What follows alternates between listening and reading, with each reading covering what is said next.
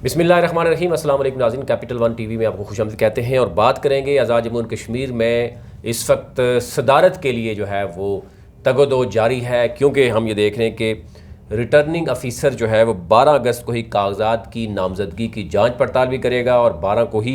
कागजात नामजदगी जो है वो जमा होने हैं और कल ज़ाहिर उसका दिन है। आज इस हवाले से बहुत ही अहम फ़ैसले हो रहे हैं और जैसे कि आपने देखा कि कुछ ख़बरें भी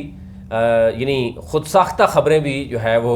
सामने आई हैं, जिसमें एक तरफ तनवीर इलियास ग्रुप जो है वो ख़ुद साख्ता ख़बर भी शाया की गई कि तनवीर इलियास ग्रुप भी है और दूसरी तरफ जो है वो बैरिस्टर ग्रुप भी शो किया जा रहा है। बैरिस्टर साहब और तनवीर इलियास साहब अब दोनों अपने आप को एक यानी ग्रुप साबित करने की कोशिश की जा रही है, लेकिन ख़बर कहाँ से शाया हुई है ये भी आपके साथ इंकशाफ करेंगे कि वो कौन लोग हैं जो ख़बर ये शाया कर रहे हैं कि बैरिस्टर सुल्तान जो है वो अपने मेंबर ग्रुप के साथ मीटिंग कर रहा है और सरदार तनवीर इलियास अपने उसके साथ मीटिंग कर रहा है। ज़रा ये बता रहे हैं कि इस वक्त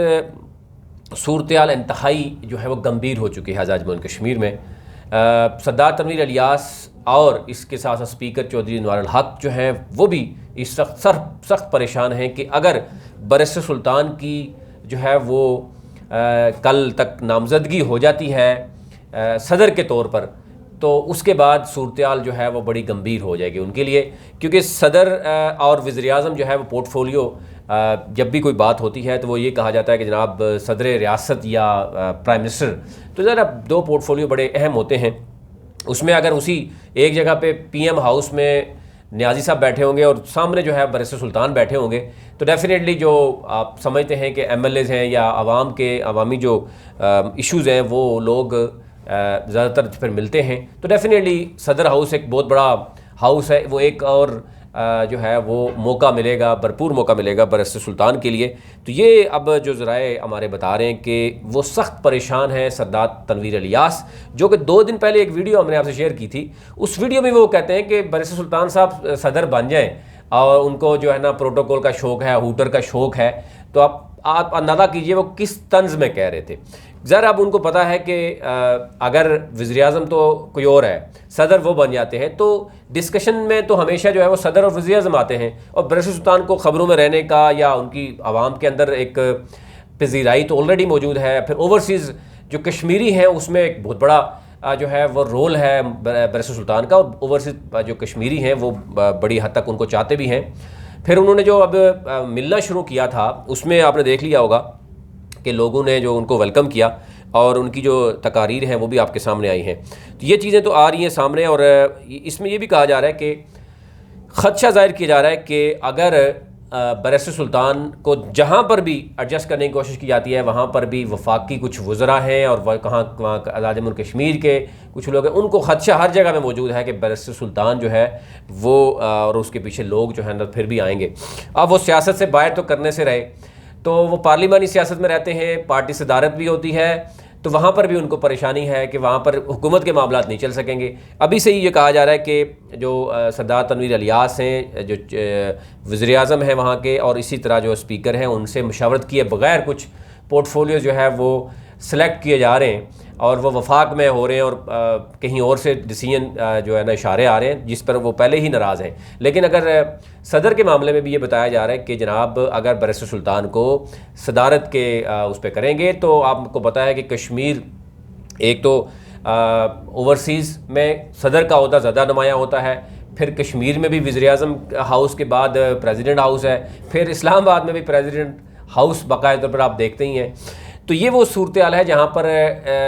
यानी ये फिर दोनों पोर्टफोलियो ऐसे हैं, और वो सदर और वज़ीर-ए-आज़म वो क्योंकि पहले भी यानी नियाज़ी साहब जो बताया जा रहा था कि जनाब नियाज़ी साहब को शामिल जो करवाया था बैरिस्टर सुल्तान ने ही पार्टी में शामिल कराया था, तो अगर वो एक हो गए तो फिर नीचे से काफ़ी गड़बड़ जो है ना वो ख़राब हो सकती है। ये ओवरऑल अभी तक की जो सूरत-ए-हाल है वो आपके सामने रखते हैं। काबीना में जिस तरीके से पहले यानी टिकट देने में मसाइल रहे तहरीक इंसाफ को, फिर वज़ीर-ए-आज़म बनाने में रहे, अब काबीना बनाने में भी रहे हैं। बैरिस्टर सुल्तान ने अपने साथियों से ये वादा किया है कि अगर आपको अच्छी जगह पर एडजस्ट नहीं किया जाएगा तो आपका तहफ़्फ़ुज़ हर हालत में जो है वो मैं करूँगा। अवाम के साथ भी उन्होंने वादा किया कि जो आपके अवाम के मसाइल जो मैंने आपके साथ जो है वादे किए थे वो वादे पूरे करेंगे, अदरवाइज़ जो है वो हम आपके साथ रहेंगे। तो आप इससे भी अंदाज़ा करें कि ये सूरत किस तरफ जो है वो जा रही है। लेकिन कल क्योंकि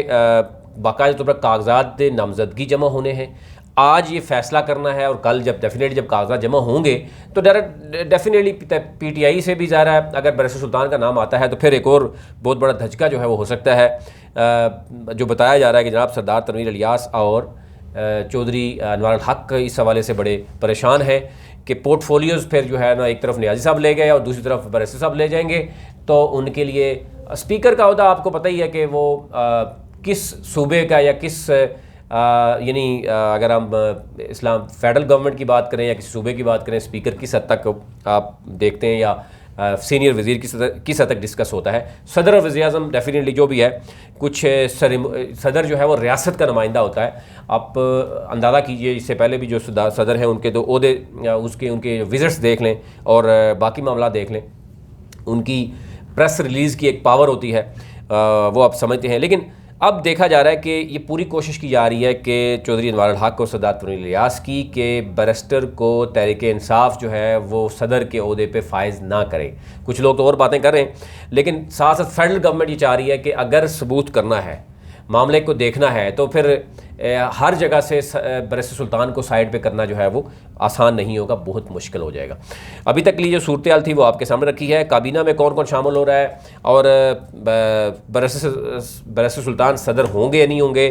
चौधरी अनवार हक सरदार तनवीर के जो इश्यूज़ हैं जो आपस में वो समझते हैं कि उनको भी बगैर पूछे और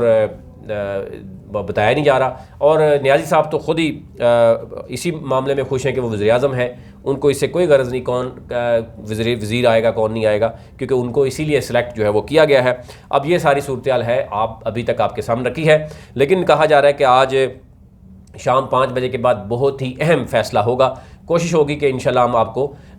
उस तमाम तर जो सूरत हाल है उससे आगाह करें। और इसके साथ साथ जो कश्मीर प्रीमियर लीग है, जिसके ऊपर एक बहुत बड़ा इल्ज़ाम लग चुका है कि उसके जो फ्रेंचाइजीज़ हैं वो भी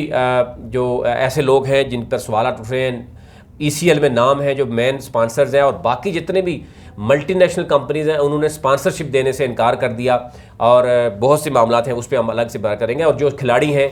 उनको मुआवजा भी नहीं दिया जा रहा, और जो मायदा है वो अनवील हुआ है वो आपके सामने रखेंगे। अभी तक लेता ही, चैनल को ज़रूर सब्सक्राइब कीजिए ताकि हर नई आने वाली वीडियो जो है वो आप तक पहुँच सके। बहुत शुक्रिया।